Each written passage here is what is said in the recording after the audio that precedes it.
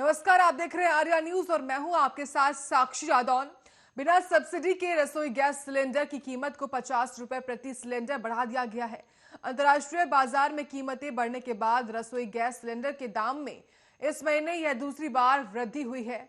इसके साथ ही पेट्रोल और डीजल के दामों में आज लगातार 7वें दिन बढ़ोतरी की गई है। आपको बता दें, पेट्रोल 26 पैसे और डीजल 29 पैसे महंगा हो गया है। ताजा बढ़ोतरी के बाद दिल्ली में 1 लीटर पेट्रोल की कीमत 88 रुपए पहुंच गई है और वहीं डीजल 79 रुपए प्रति लीटर बिक रहा है।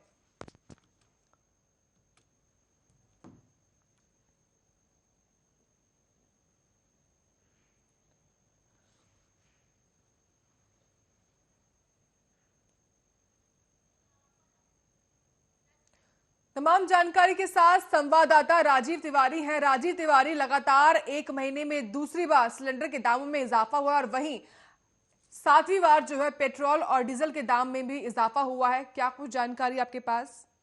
देखिए बिल्कुल भाई, जिस तरीके से लगातार पेट्रोल और डीजल के दामों में इजाफा किया जा रहा है तो कहीं ना कहीं इससे जनता परेशान होती नजर आ रही है। और कहीं ना कहीं बात करें जिस तरीके से एलपीजी के भी दाम बढ़ाए गए हैं तो कहीं ना कहीं और ज्यादा परेशानी जनता को नजर आ रही है, क्योंकि जिस तरीके से लगातार कह सकते हैं पेट्रोल और डीजल के दाम बढ़ रहे हैं तो इससे और जो दिनचर्या यानी कि रोजमर्रा की जो चीजें हैं उन पर भी दामों का असर पड़ता नजर आ रहा है, क्योंकि महंगाई बढ़ती जा रही है और जनता परेशान होती नजर आ रही है। मगर जिस तरीके से सरकार ने कहा था कि हम बजट सत्र लेके आए हैं, बजट सत्र के अंदर जनता को राहत मिलेगी और इससे आने वाले समय के अंदर फायदा मिलेगा, मगर अभी तक कोई फायदा नजर नहीं आ रहा और जनता कहीं ना कहीं सरकार से नाराज होती नजर आ रही है, क्योंकि जिस तरीके से महंगाई बढ़ रही है और कोरोना काल की वजह से भी लोगों के पास काम नहीं है, बिजनेस ठप हो गए, नौकरियां चली गई, तो कहीं ना कहीं सरकार को चाहिए था इस वक्त नौकरी राहत देने के लिए, मगर राहत मिलती नजर नहीं आ रही है, क्योंकि जिस तरीके से सरकार अपना टैक्स ले रही है, राज्य सरकारें अपना टैक्स ले रही है और कहीं ना कहीं जिस तरीके से कंपनियां हैं वो अपना प्रॉफिट देख रही है और जो कह सकते हैं तेल का पेट्रोल पंप वाले हैं वो अपना प्रॉफिट देख रहे हैं, मगर जनता को राहत मिलती नजर नहीं आ रही और जनता कहीं ना कहीं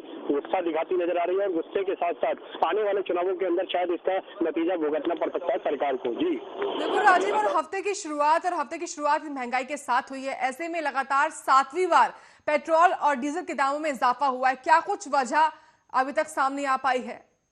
देखिए बिल्कुल भाई, जिस तरीके से बात करें कह सकते हैं तेल कंपनियों की, तो तेल कंपनियों की तरफ से अभी कुछ नहीं बोला गया, मगर हाँ ये जरूर है जिस तरीके से लगातार पर कह सकते 30 पैसे 35 पैसे वृद्धि की जा रही है रोज की, तो कोई ना कोई दिक्कतें जरूर आ रही है। मगर आज जो पेट्रोल की कीमत है वो लगभग 90 रुपए के पास जा चुकी है दिल्ली के अंदर, लगातार कह सकते हैं कि बहुत ज्यादा दिक्कतें आ रही है। मगर जिस तरीके से हमने पेट्रोल पंप से या फिर जो गाड़ियों में तेल डलवा रहे थे उनसे बातचीत की तो कोई ना कोई उन्होंने भी साफ किया कि जिस तरीके से महंगाई बढ़ रही है उससे तो आने वाले समय के अंदर रोटी खाना भी बड़ा मुश्किल हो जाएगा और सरकार को चाहिए कम से कम जनता को ऐसी जिससे वो रोटी खा सके, मगर अभी तालियों से खाना गायब होता नजर आ रहा है। जी बिल्कुल, और जिस तरीके से लगातार 7वीं बार दाम बढ़े हैं, ऐसे में उम्मीदें यही हैं कि आने वाले दिनों में एक बार फिर से दाम बढ़ेंगे।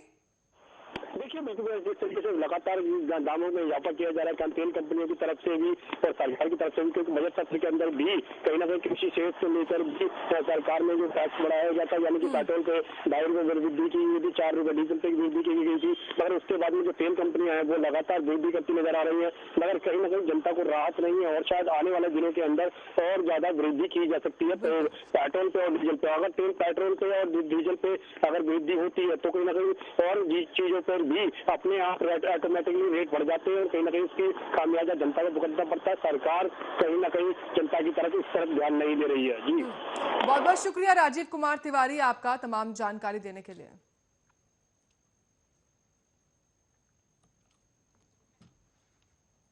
तो पेट्रोल और डीजल के दामों में लगातार इजाफा हो रहा है और इसी कड़ी में बता दें आपको लगातार 7वीं बार है जहां पर कीमतों में बढ़ोतरी हुई है।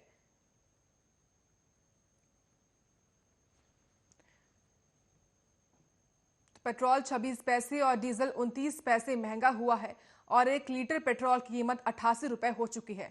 आगे बढ़ेंगे और बात करेंगे उत्तराखंड की, जहां तपोवन में एनटीपीसी के निर्माणाधीन हाइड्रो प्रोजेक्ट की सुरंग से शवों से मिलने का सिलसिला लगातार जारी है।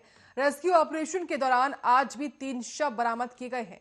आपदा के बाद से ही सुरंग के नीचे एनटीपीसी तक पहुंचने में बाधा बन रहे मलबे के विकल्प के तौर पर आजमाया गया और ड्रिलिंग का काम रविवार को अंजाम तक पहुंचा गया, लेकिन इसने जिंदगियों को बचाने के लिए पिछले 8 दिनों से चलाए जा रहे रेस्क्यू ऑपरेशन के हौसले पस्त कर दिए हैं।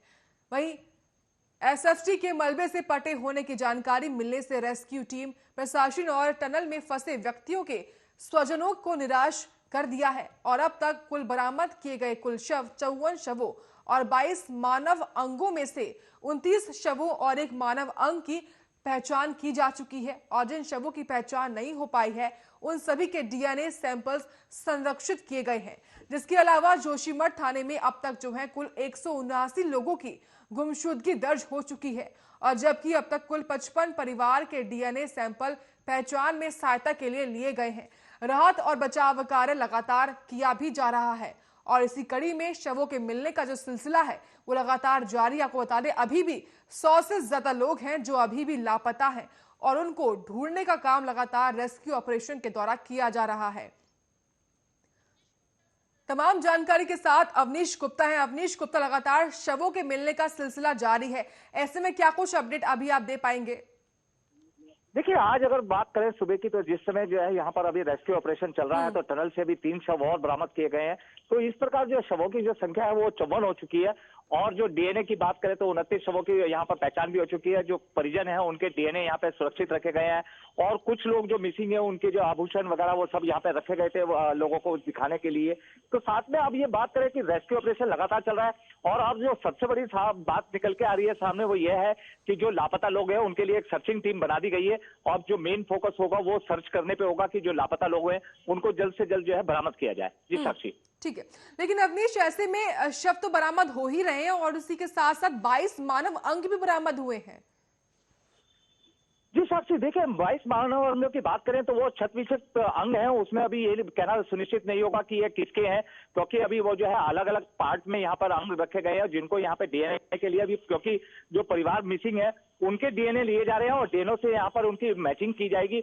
और एक सर्च टीम के साथ साथ एक टीम ऐसी भी गठित की गई है कि जो डेड बॉडी को जो है वहां दाह संस्कार करेगी और उनके जो शिनाख्त के लिए या डीएनए के लिए उनका जो रखा जाएगा अंग वगैरह वो उनको मैचिंग करेगी। जी साक्षी। लेकिन ऐसे में अवनीश सवाल ये भी है कि जो शव और मानव अंग बरामद हुए हैं फिलहाल, क्या वो मलबे से बहते हुए आ गए हैं या फिर वो सुरंग के अंदर से बरामद हुए हैं?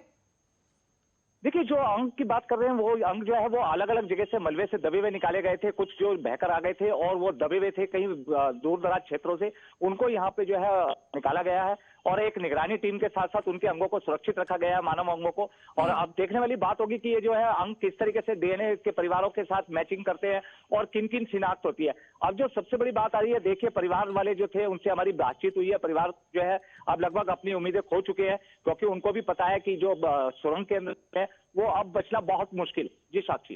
बिल्कुल, और लगातार जिंदगियों को ढूंढने का काम भी लगातार किया जा रहा है। ऐसे में फिलहाल ये जो पूरा रेस्क्यू ऑपरेशन है वो कहां तक पहुंचा है, आगे क्या कुछ उम्मीदें ये परिवार वाले लगाएं?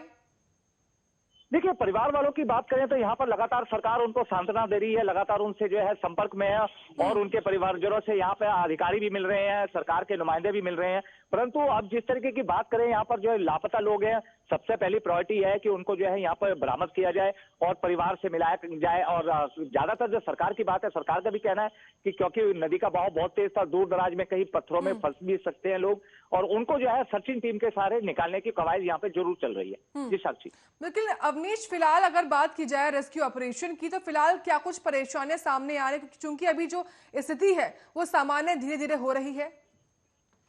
देखिए साक्षी, बात करें यहाँ पे क्योंकि मौसम के हिसाब से भी अगर बात करें तो अगले 3 दिन में यहाँ पे बारिश की और ओलावृष्टि की बर्फबारी की संभावनाएं जताई जा रही है, जिसको लेकर टीम में भी सतर्क है क्योंकि यहाँ पर जो है सबसे बड़ा दारोमदार भौगोलिक स्थिति के साथ साथ मौसम के साथ भी होता है। परंतु अभी हाल फिलहाल जो है मौसम खुला हुआ है तो रेस्क्यू टीम लगातार मुस्तैदी से यहाँ पे काम कर रही है। और सबसे बड़ी बात यहाँ पर जो रेस्क्यू टीम की है, उन्होंने अभी हिम्मत नहीं आ रही है टनल के अंदर से जो है शवों को निकालने की यहाँ पे कवायद कर रहे हैं। उनका कहना था कि आखिरी दम तक हम जितने भी होंगे सबको निकालेंगे। जी बिल्कुल, अगर लगातार मशीनों का सहायता भी लिया जा रहा है क्योंकि ड्रिल करके जो है सुरंग के भीतर से लगातार ड्रिल करके तमाम शवों को निकाला जा रहा है। जी देखिए, मशीन जरूर यहाँ पर रखी जा रही है, मशीन का सहायता भी ली जा रही है, परंतु उनका कहना था कि कई मशीन से जो है कोई किसी को हानि ना पहुंच जाए, बड़े सोच समझ के फूंक फूंक के कदम रखा जा रहा है। मशीनों के साथ साथ यहाँ पे मलबा जिस तरीके से बाहर निकाला जा रहा है उतना ही मलबा पीछे से अभी और आ रहा है। पहले सबसे बड़ी प्रायोरिटी होगी कि मलबे को हटाकर किसी तरीके से शवों को बरामद किया जाए। जी साक्षी, बहुत बहुत शुक्रिया आपका तमाम जानकारी देने के लिए। हमारे साथ अनिल शर्मा है जो कि असिस्टेंट एसडीआरएफ के असिस्टेंट कमांडेंट है। बहुत बहुत स्वागत है अनिल जी आपका। धन्यवाद आपका। अब बताइए। अनिल जी, लगातार चमोली में आई आपदा के बाद से लगातार रेस्क्यू ऑपरेशन किया जा रहा है। फिलहाल क्या कुछ स्थिति वहां पर बनी हुई है, क्या जानकारी आप दे पाएंगे? मैं बताना चाहूंगा कि हमारी 11 टीमें वहां पर लगातार वेरी फर्स्ट डे से काम कर रही हैं और जो भी डेड बॉडी मिल रही हैं उनको सुरक्षित स्थान पर मोर्चरी में पहुंचाया जा रहा है। इसके अलावा भी रेनी गांव में और तपोवन में और पैन गांव में हमारी टीमें सक्रिय हैं, जो कि हम अलार्म सिस्टम सैटेलाइट फोन के द्वारा उनको दिए गए हैं टीमों को। अगर कोई किसी प्रकार का अबनॉर्मलिटी पानी में दिखाई देती है या किसी प्रकार का वाटर फ्लो बढ़ता है तो इमीडिएटली प्रशासन को सूचना दी जाएगी। बिल्कुल, लेकिन अनिल जी, लगातार जिंदगियों को ढूंढने का काम आप सभी लोग कर रहे हैं। ऐसे में फिलहाल क्या कुछ माना जाए, कब तक ये पूरा रेस्क्यू ऑपरेशन चलेगा, आगे कितना समय और लग सकता है इसमें? जहां तक मेरी जानकारी में है, क्योंकि ये सुरंग का निर्माण काफी सालों में हुआ है और ये काफी टफ जॉब था सुरंग को बनाने का, और ये करीब 2.5 से 2.6 किलोमीटर तक लंबी है, तो इसको निकालने में काफी मलबा है इसको और बड़ी सावधानी से निकाला जा रहा है। बिकॉज हो सकता है कि कोई सरवाइव कर गया हो किसी वजह से, तो उसको भी कोशिश करी जा रही है कि हम इस तरह की कोई शव भी निकाले जा रहे हैं कि शव किसी जेसीबी से या जो भी इक्विपमेंट है उससे विचक ना हो जाए। तो इसमें थोड़ी सावधानी, तो टाइम लगने की संभावना है। कोशिश तो ये की जा रही है कि हम युद्ध लेवल पर काम कर रहे हैं, लेकिन इसमें संभावना है कि मौसम को देखते हुए या विषम परिस्थितियों को देखते हुए टाइम लगने की संभावना है। अनिल जी, एक और सवाल कि अभी खासतौर से कौन से इलाके में ज्यादा रेस्क्यू ऑपरेशन किया जा रहा है, क्या फिर ऋषिगंगा प्रोजेक्ट के पास या फिर जो तपोवन सुरंग है उसके पास? ये देखिए, मैं बताना चाहूंगा आपको कि ये श्रीनगर से लेके और रेनी गांव तक हमारी टीमें लगी हुई हैं और लगातार डीप डाइविंग की टीमें, जहां पर गहरा पानी है वहां पर रेस्क्यू ऑपरेशन चलाया हुआ है। उसके अलावा हमारी टीमें रुद्रप्रयाग में ऊपर चमोली गोचर लगातार रेस्क्यू कर रही हैं और इसके अलावा टीम जो टनल के अंदर है वो अलग से रेस्क्यू कर रही हैं। बहुत बहुत शुक्रिया अनिल शर्मा जी आपका हमारे साथ जुड़ने के लिए और तमाम जानकारी इस पूरी आपदा को लेकर, फिलहाल जो सिचुएशन बनी हुई है उसको लेकर देने के लिए। आगे बढ़ेंगे, बात करेंगे लखीमपुर खीरी की। जहाँ लखीमपुर खीरी का निवासी जो ऋषिगंगा प्रोजेक्ट में काम कर रहा था, उत्तराखंड में आपदा के बाद से लापता है। आपदा में लापता हुए युवक की मां को कोई सहायता नहीं मिल पा रही थी, जिसके बाद तिकोनिया के कई समाजसेवी पीड़ितों की मदद के लिए सामने आए और समाजसेवियों ने क्षेत्र के सभी आपदा पीड़ितों के साथ संपर्क कर उनको सहयोग देने का संकल्प भी दोहराया है। तो लगातार उत्तराखंड में आई त्रासदी के बाद से तमाम जिलों के तमाम जो मजदूर हैं वो लापता बताए जा रहे हैं और इसी कड़ी में लखीमपुर खीरी में बता दें आपको, तमाम जो पीड़ित का परिवार है उनको सहयोग देने के लिए समाज सेवियों ने जो है एक संकल्प उठाया है और इसी कड़ी में उत्तराखंड आपदा पीड़ितों की मदद के लिए तमाम जो समाज सेवी हैं वो लोग सामने आए हैं और उसी को देखते हुए सहयोग देने के लिए संकल्प भी किया जा रहा है।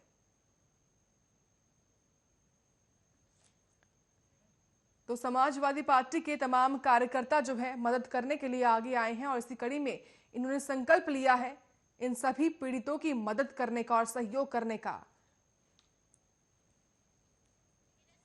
तमाम जानकारी के साथ संवाददाता धीरज हैं। धीरज, तस्वीरें हम देख रहे हैं जहां पर लखीमपुर खीरी में मदद करने के लिए और सहयोग करने के लिए तमाम समाजवादी पार्टी के कार्यकर्ता सामने आए हैं। जी मौके जी बिल्कुल।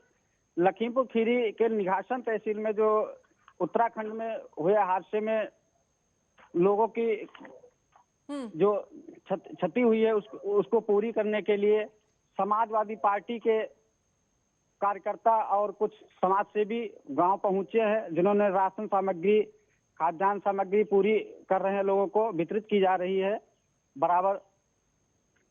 बिल्कुल, बहुत बहुत शुक्रिया धीरज तिवारी आपका तमाम जानकारी देने के लिए।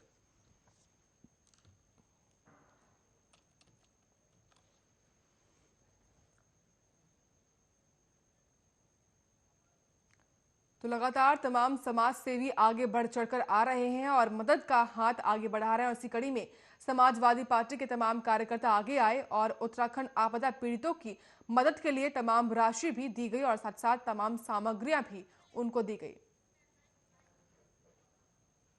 वहीं ग्रेटा थनबर्ग टूलकिट मामले की जांच कर रही स्पेशल सेल की टीम ने 22 साल की एक्टिविस्ट दिशा रवि को गिरफ्तार किया है। दिशा रवि को बेंगलोर से पकड़ा गया है, जो फ्राइडे फॉर फ्यूचर कैंपेन की फाउंडरों में से एक है। रविवार को पुलिस ने उन्हें कोर्ट में पेश किया था और जिन्हें फिलहाल बता दें आपको 5 दिन की रिमांड पर लिया गया है। दिल्ली पुलिस का कहना है कि दिशा रवि ने व्हाट्सएप ग्रुप बनाया था और उसके जरिए टूल के डॉक्यूमेंट जो है वो एडिट करके वायरल किया गया था। वह टूल के डॉक्यूमेंट का मसौदा तैयार करने वाले षड्यंत्रकारियों के साथ काम कर रही थी। दिशा रवि पर आरोप है कि इसके जरिए इन लोगों ने देश के खिलाफ बड़ी साजिश की तैयारी कर रखी थी और इसी कड़ी में बता दें आपको फिलहाल जो है दिशा रवि को गिरफ्तार भी किया जा चुका है और 5 दिन के रिमांड पर इनको फिलहाल भेजा गया है, जहां पर दिशा रवि ने जो है व्हाट्सएप ग्रुप बनाया था और इसी व्हाट्सएप ग्रुप के जरिए ये पूरा जो संदेश था उसको वायरल करने में इनकी अहम भूमिका भी थी और इसी को देखते हुए फिलहाल दिशा रवि को गिरफ्तार भी किया गया है।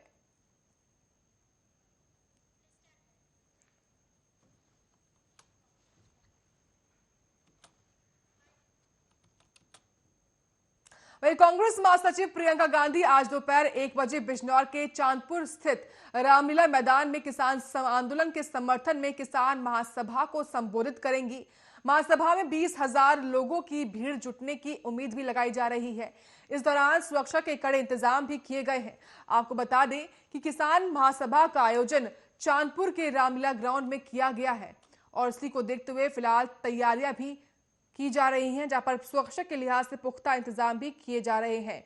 तो प्रियंका गांधी वाड्रा जो है आज बिजनौर के दौरे पर हैं, जहां लगातार उत्तर प्रदेश में सक्रिय हो रही हैं और धीरे धीरे तमाम किसान महापंचायत में जो है वो शामिल हो रही हैं। फिलहाल बिजनौर में वो पहुंचेंगी और इस पूरी किसान जनसभा का हिस्सा बनेंगे और साथ ही साथ जनसभा को संबोधित भी करेंगी।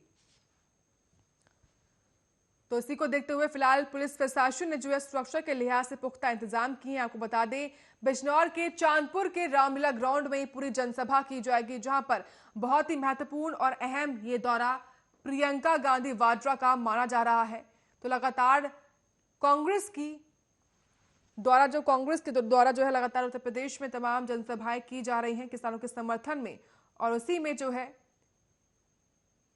फिलहाल बिजनौर में ये जनसभा होगी, जहां पर बिजनौर के चांदपुर के रामलीला ग्राउंड में इस जनसभा का आयोजन किया जाएगा। तो इससे पहले सहारनपुर में किसान महापंचायत में गांधी शामिल हुई थी और उसके बाद फिलहाल कांग्रेस महासचिव जो है आज बिजनौर में किसान महापंचायत सभा में जो है वो शामिल होंगी। और इससे पहले बता दें आपको प्रयागराज में जो है मौनी अमावस्या के दिन उन्होंने संगम में डुबकी भी लगाई थी और लगातार उत्तर प्रदेश में वो बढ़ चढ़कर तमाम कार्यक्रमों का हिस्सा बन रही हैं और उसी कड़ी में आज बिजनौर भी पहुंचेंगी और किसान महापंचायत से सीधा संवाद वो करेंगी तमाम किसानों के साथ। और बता दें आपको इस पूरी रैली में जो है 20,000 किसानों की भीड़ जुटने की उम्मीदें भी लगाई जा रही हैं, जिसको देखते हुए तमाम इंतजाम फिलहाल किए जा रहे हैं। कल दिनांक 15 फरवरी को बिजनौर स्थित कस्बा चांदपुर में कांग्रेस की राष्ट्रीय महासचिव श्रीमती प्रियंका गांधी वाड्रा जी का कार्यक्रम प्रस्तावित है, जिसमें 4 क्षेत्राधिकारी और 16 थाना प्रभारी, 50 उप निरीक्षक, 10 निरीक्षक और 1 कंपनी पीएससी व 250 आरक्षियों की ड्यूटी लगाई गई है पूरे। और इसी के साथ खबरों में इतना ही। आप देखते रहिए आर्या न्यूज।